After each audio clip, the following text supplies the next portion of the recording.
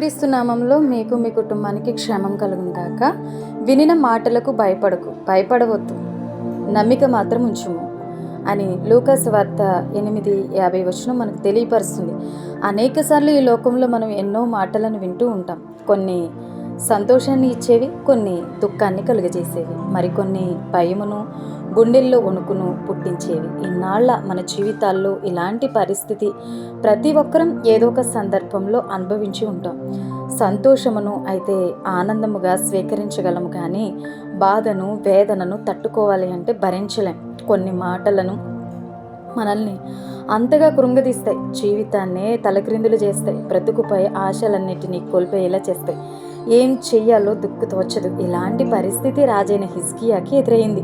అష్షూరు రాజు ఎన్నో దేశాలను ఓడిస్తూ, ఆయా దేశాలను చేజిక్కించుకుంటూ, ప్రజలను, రాజ్యాలను చెరపట్టుకుని తీసుకుని వెళ్తూ, కొందరిని చంపుతూ, మరికొందరిని పట్టణంలోనే వదిలేస్తూ బానిసత్వమని కాడికి బలిపశువులుగా చేస్తుండగా, అలాంటి సమయంలో యెరూషలేము ప్రాంతాన్ని ముట్టడి వేశారు.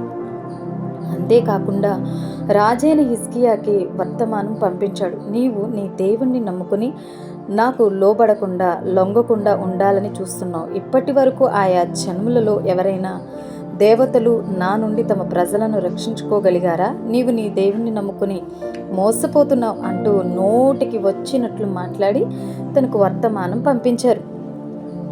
ఆయా జనముల దేవతలలో ఏదైనను తన దేశమును అష్షూరు రాజు చేతిలో నుండి విడిపించిన హామాతు దేవతలేమాయను, అర్పాదు ఏమాయను, సెఫర్వయీము దేవతలేమాయను, సోమ్రోను దేశపు దేవత నా చేతి నుండి సోమ్రోనును విడిపించిన యెహోవా నా చేతి నుండి నిన్ను యెరూషలేమును విడిపించునంటకు ఈ దేశముల దేవతలలో ఏదైనను తన దేశమును నా చేతి నుండి విడిపించినది కలదా అని చెప్పింది. యెషయా 36:16. ఈ మాటలు విని హిజ్కియా గుండె కరిగిపోయిందండి. భయముతో ప్రకంపించిపోయింది. ఏం చేయాలో పాల్పోలేదు. ఎన్నో దేశాల అష్షూరు రాజు ఆధిపత్యంలోనికి వెళ్ళిపోయాయి. ఇలాంటి పరిస్థితుల్లో తనను ఈ ఆపద నుండి రక్షించడానికి ఎలాంటి బలవంతులు, ధైర్యశాలురు ఎవ్వరూ లేరు. అందుకే మనుషులను నమ్ముకున్నట కంటే యెహోవాను ఆశ్రయించుట మేలని పరుగు దేవుని మందిరమునకు, దేవుని సన్నిధికి వెళ్ళాడు.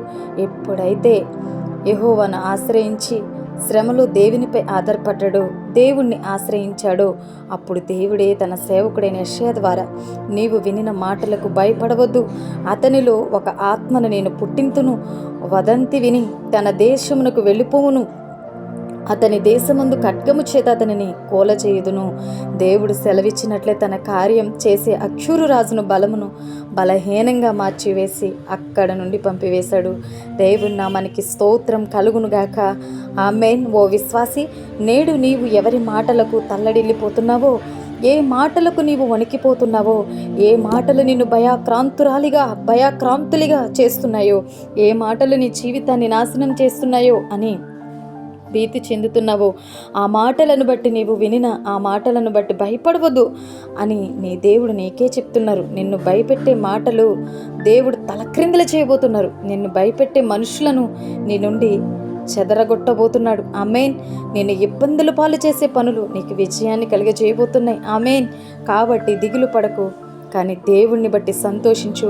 ఆయన నీ దుఃఖమును నాట్యముగాను, నీ కన్నిటిని ఆనందముగాను చేయబోతున్నారు. నమ్మని ఎడల దేవుని మహింపరుస్తావా? God bless you all. దేవుడు మిమ్మల్ని, మీ కుటుంబాన్ని దీవించునుగాక. మీ విశ్వాస జీవితాన్ని దేవుడు వృద్ధి పొందించునుగాక. ఆమేన్. ఆత్మీయ జీవితంలో వర్ధిల్ల చేయునుగాక. ఆమేన్. ఆమేన్. God bless you all.